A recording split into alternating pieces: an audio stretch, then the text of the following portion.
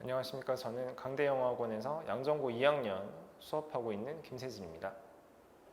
지금부터 이번 양정고 2학년 시험 분석과 앞으로의 공부 방향에 대해서 말씀을 드리도록 하겠습니다. 저 같은 경우에는 이제 영어를 전공을 해서 올해 영어를 가르치고 있는데요. 영어를 잘 가르쳐야 하는 것은 너무나도 당연한 일이고, 여기에 추가를 해서 우리 아이들에게 공부할 수 있는 이유를 더 많이 심어주고자 이 아이들의 입시, 진학 관련해서도 상담을 진행을 해오고 있고요. 또 저 스스로의 어떤 전문성을 갖추기 위해서 그런 입시 전문가 과정도 다수 수료를 했습니다. 자, 이번 시험에 대해서 본격적으로 말씀을 드릴 텐데요. 이번 시험 범위는 보시는 바와 같이 교과서 3개과 그 다음에 올림포스에서 저렇게 12, 17 그래서 총 6개 강이 들어갔고요. 여기서 추가적으로 올해 모의고사는 들어가지 않고 작년에 실시했던 6월 고2 모의고사의 9지문 정도가 시험 범위에 들어갔습니다. 그리고 늘 그렇듯이 외부 지문이 있었고요. 작년보다는 이제 아이들이 생각하기에 작년에 실시됐던 여느 정규고사에 비해서는 체감하는 범위가 양이 좀 많아졌고요. 지난 중간고사와는 거의 동일한 수준이라고 볼 수 있습니다. 여기서 이제 출제 비율과 각 문항수를 잠깐 따져보면 선택형에서는 올림포스, 교과서, 모의고사 이런 정도의 순서로 출제가 됐는데, 사실 주요 유형에서는 물론 올림포스가 문항수가 좀 더 많기는 하지만 그래도 어느 정도 대동소이하게 어느 정도 비슷한 그런 측면에서 문제들이 출제가 됐고요. 외부 지문 같은 경우에는 보시다시피 선택형에서는 딱 한 문제만 출제가 됐고, 나머지 외부 지문은 다 서술형으로 출제가 되어 있습니다. 지금 1학년이나 2학년이나 공통적으로 나타나고 있는 측면인데, 서술형을 통해서 시험의 어떤 변별력을 강화하려는 모습이 보이고 있습니다. 이건 이제 지난 시험에서도 좀 두드러지는 측면이 있었고요. 서술형 나머지는 교과서, 올림포스, 모의고사에서 한 문제씩 출제가 됐고, 이제 이 시험에 대해서 영역별로 말씀을 좀 드리면, 교과서 같은 경우에는 이제 어법이나 어휘, 간접쓰기 위주로, 근데 다른 올림포스나 모의고사에 비해서 교과서 내용이 워낙 좀 평이하다 보니까 문제 자체도 굉장히 쉽게 출제가 되었습니다. 우리가 지금 주목해야 될 이 시험 범위는 역시 부교재, 가장 많은 비중을 차지하고 있는 올림포스라고 할 수 있는데요. 일단 시험 범위 자체가 올림포스가 제일 많기도 했고, 또 범위 내에서 각 다른 시험 범위보다 단 몇 문제라도 좀 더 많이 출제가 되기도 했고, 유형은 여러 가지로 출제가 됐는데, 이번 시험에서 우리가 한 가지 주목해야 될 게 바로 이 마지막 줄에 있는 내용입니다. 우리가 보고 있는 이 수능형 문제들은 하나의 글이죠. 근데 그 글이 이게 이제 이 글을 지문을 출제하는 사람이 임의로 작성을 하는 그런 글들은 아니고요. 다 영미권의 어떤 원서나 어떤 논문이나 기사, 기고문 이런 데서 일정 부분을 발췌를 해요. 그리고 발췌를 한 부분에 대해서 우리 아이들이 푸는 수능 유형으로 이제 변형해서 출제를 하는 거거든요. 그러다 보니까 대부분의 지문들은 이 아이들이 공부하는 그 텍스트는 다른 구글 같은 사이트에서 검색을 해보면 이 지문이 어디에서 발췌가 됐는지를 확인할 수 있는 측면이 좀 있습니다. 이번 같은 경우에도 이 17번에 객관식이죠. 선택형 17번 어휘 추론 문제에서 원래 그 이제 올림포스 지문이 있는데, 그 지문에다가 원문, 그러니까 그 지문도 어디선가 발췌가 되어 왔을 거잖아요. 그래서 그 영어 원서에 있는 그 발췌된 부분에다가 이어지는 나머지 내용을 추가를 한 거죠. 정리해서 말씀을 드리면, 원문에서 그 아이들 시험 범위로 제시되어 있던 부분 이외에도 그 다음으로 이어지는 내용을 추가를 해서 굉장히 긴 지문을 구성을 해놓고 여기서 어휘추론 문제를 낸 겁니다. 결국 아이들이 시험 공부를 하면서 봤던 지문의 부분은 전체 문제에서 절반도 채 되지 않고요. 이게 이런 내용이 뒤에 있었단 말이야?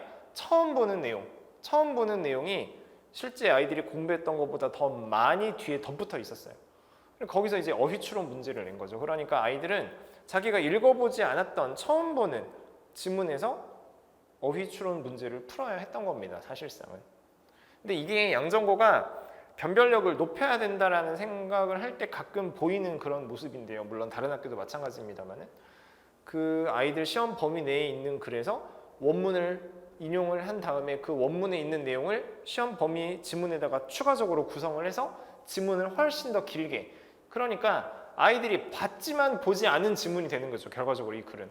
그러니까 분명 시험 범위로 공지가 된 글이긴 한데 외부 지문을 푸는 것과 같은 효과를 얻게 되는 겁니다. 학교 입장에서는. 이게 이제 그 재작년에 1학년이었던 아이들이 서술형으로 이런 식으로 문제가 나왔던 적이 있고요. 작년에는 사실 1학년 때는 일어난 적이 출제가 된 적이 없었고 지금 이번 시험에서 이렇게 나왔습니다. 그러니까 외부 지문이 아니지만 외부 지문을 푸는 것과 같은 상황이 벌어진 거죠. 여기에 대해서는 우리가 마음의 준비 내지는 대응을 좀 충분히 할 필요는 있습니다. 그 다음에 이제 모의고사 범위는 뭐 다양한 유형으로 비교적 평이하게 출제가 됐고요. 외부 지문 같은 경우에 선택형은 이제 어휘로 출제가 된 게 하나 있었고 서술형의 절반이 외부 지문에서 출제가 되어서 안 그래도 서술형이 어려운데 안 그래도 어려운 서술형을 안 그래도 어려운 그 문제 유형으로다가, 그러니 아이들이 이제 서술형에서 감점이 좀 많이 있었겠죠. 그래서 이제 정리해서 말씀을 드리면 결국 서술형 문항이 이전보다 변별력이 강화되는 추세입니다. 특히 작년 시험보다. 작년에 1학년 때 아이들이 봤던 시험이라는 건 이제 서술형이 이렇게 어렵게 나오지는 않았는데 점점 외부 지문 비중을 늘려가면서 서술형에서 문제가 좀 많이 올라가고 있고요. 그 다음에 서술형 중에서 내용적으로 찾아 쓰는 빈칸을 채우는 그런 유형을 제외하고 절반 이상은 다 어법에 관련된 문항이었습니다. 그래서 변별력을 내기 위해서는 외부 지문 그리고 서술형 비중을 늘리는 동시에 선생님들이 어법 문항에 대해서 많이 출제를 할 수밖에 없는데 결국 이번 기말에서도 그런 어떤 패턴이 보이고요. 아까 잠깐 정리드렸던 원래 이 문제집 문제, 이 지문이 발췌되었던 그 원문을 활용해서 지문을 더 길게 덧붙여서 아이들이 시험 범위에 봤던 내용인데 이 부분은 내가 본 적이 없네 하는 그런 어떤 외부 지문을 푸는 효과를 내는 게 이번 시험의 특징이었다고 말씀을 드릴 수 있습니다. 그렇다면 이제 우리는 어떻게 준비를 해야 할지를 생각을 좀 해봐야 되겠죠. 일단 제가 기본적으로 추구하는 수업의 방식이기도 한데요. 그냥 단순히 아이들에게 지문을 읽어주고 해석을 해주고 그 다음에 시험을 대비하는 순간 대부분 아이들에게 많은 문제를 풀게 한다? 사실 이거는 양정고 정도의 시험 난이도에서는 별 의미가, 공부의 효과가 상대적으로 적을 수 있는 그런 학습 방법입니다. 이 선생이라는 직업이 존재하는 이유가 결국은 아이들의 어떤 이해력, 이해도, 이해 면적 범위를 넓히는 측면으로 저희가 일을 해야 하는 건데, 그러다 보니까 제가 이건 항상 강조를 하는 거지만 아이들이 정말 수박 겉핥기식으로 지문을 알고 있어요. 근데 그런 식으로 공부를 해서는 사실상 좋은 점수를 받기가 어렵습니다. 난이도는 점점 어려워지고 그 다음에 이제 3학년까지 가는 환경에서 이 영어 지문 자체가 한국말로 봐도 어려운 글들이 제법 많이 있거든요. 그런 글들을 가지고 내신 준비를 하고 수능 준비를 하는데 이 지문에 대해서 우리가 범위 내에 주어진 이 지문에 대해서 정말로 철저하게 완벽하게 글의 특징, 어법, 어휘 여러 가지 측면을 다 고려해서 분석을 하지 않으면 아이들이 시험에서 점점 더 좋은 성적을 받기는 어려워집니다. 또 그런 것들이 기본적으로 문해력이나 어떤 영어 실력에 굉장히 중요하게 작용을 하는 측면이 있고요. 그래서 지문을 공부를 할 때 단순히 해석이 돼서 그 다음에 뭐 어느 정도 암기, 숙지를 해서 문제를 푼다 이런 방식보다는 그 지문에 대해서 정말 우리가 뭐 엑스레이, MRI를 통해서 우리 인체에 어떤 문제가 있는 부분을 정확하게 낱낱이 들여다보는 그런 마음으로 해부하듯이 정말 다각적으로 깊게 지문을 분석하는 그런 공부 방법 현재로서는 너무나 필요하고요. 이게 비단 내신뿐만이 아니라 수능에서도 마찬가지입니다. 많은 문제를 풀고 많은 문제를 접하는 건 사실 시간 대비 효율성이 너무 많이 떨어지는 거예요. 그건 너무 수박 겉핥기 같은 공부 방식이니까요. 그래서 지문에 대해서 깊이 있게 분석하는 거 굉장히 중요하다고 말씀을 드리고, 각 지문에 대한 내용 이해도 마찬가지입니다. 이 표현 방식이 달라져요. 왜냐하면 뭐 외부 지문을 두고도 그런 일이 있을 수 있지만 아까 보셨다시피 발췌되는 원문을 활용을 해서 아이들이 보지 못했던 내용을 덧붙이는데 이런 내용은 결국은 그런다고 해서 이 지문의 주제가 달라지지는 않거든요. 결국 이 지문이 아이들에게 제시되는 내용은 처음부터 끝까지 이야기가 다 똑같단 말이죠. 그런 상황에서 결국은 하나의 본질적인 주제를 두고 이 주제가 어떻게 다양한 방식으로 변주되어 표현되는가를 파악하는 게 굉장히 중요한데 그러려면 각 지문에 대해서 아이들이 역시 세밀하게 이해를 하는 부분이 필요하고 같은 내용을 어떻게 다른 여러 가지 요소들, 뭐 단어든 문법이든 이런 것들 표현 방식을 활용해서 변주를 하는가 이런 것들을 우리 친구들이 얼만큼 잘 이해해 주는가가 굉장히 중요하다고 강조드리고 싶습니다. 외부 지문 중요하죠. 외부 지문 너무 중요한데 이제 아이들이 이 시기상 2학년이 절반이 지나갔다 보니까 결국 수능에 대해서도 우리는 생각을 더 깊게 해야 되는 시간이 왔는데요. 기본적으로 항상 어법이랑 어휘 이런 것들 제가 말씀드리는 표현으로는 어휘와 구문 실력 이런 기본 토대를 강화해서 정말 근본적인 문해력을 높이고 그 다음에 이 수능형 영어라는 건 각 지문에 대해서 각 유형에 대해서 결국 접근하는 방식이 다 정해져 있거든요. 그런 부분들을 스스로 체화를 해서 지문들을 읽어내고 단지 감으로 정답을 찾는 것이 아니라 정확하게 특정해서 정답의 근거를 제시할 수 있을 정도로 분석적으로 지문을 파악을 해서 정답을 찾는 그런 연습이 필요하겠습니다. 그 다음에 이제 내신 같은 경우에는 서술형이 많이 강조가 되고 있고 어법의 비중이 늘어나고 있기 때문에 그 어법상의 문장 특징이 있는 경우를 위주로 서술형과 어법 연습은 당연히 꾸준히 필요하고요.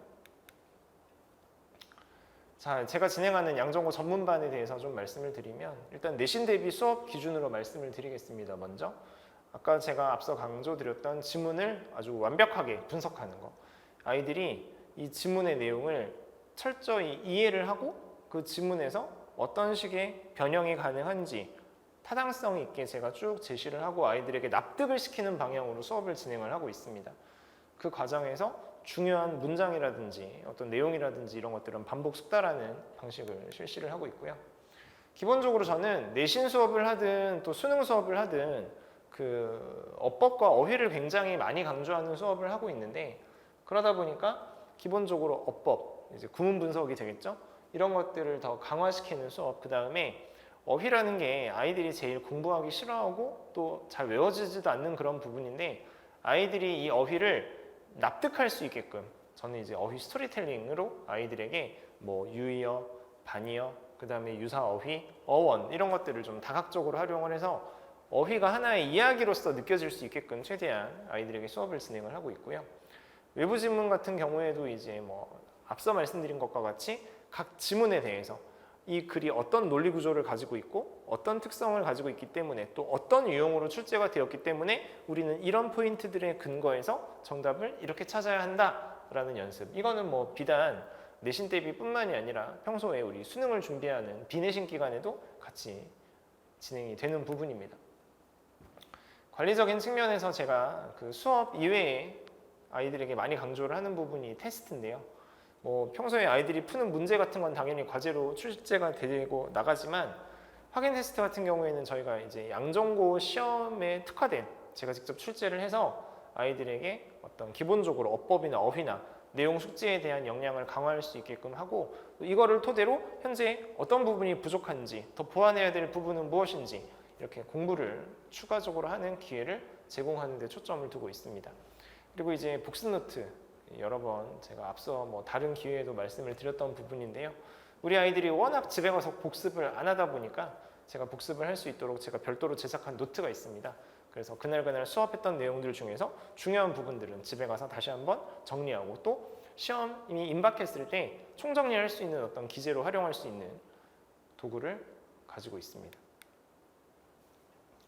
그 수능 대비 수업 같은 경우에는 이제 역시나 뭐 어법이나 어휘에 대한 기본적인 토대를 다지는 것도 중요하지만 각 유형별로 아이들이 어떻게 접근을 해야 되는지 사실 근데 이게 말이 쉽지 하루아침에 터득되는 부분은 절대 아니거든요. 아주 오랜 시간 여러 차례 반복 연습을 해서 각 수능 유형별로 우리가 빠르게 정답을, 근거를 특정하는 연습, 이런 것들을 하는데 좀 더 중점을 두고 있고요.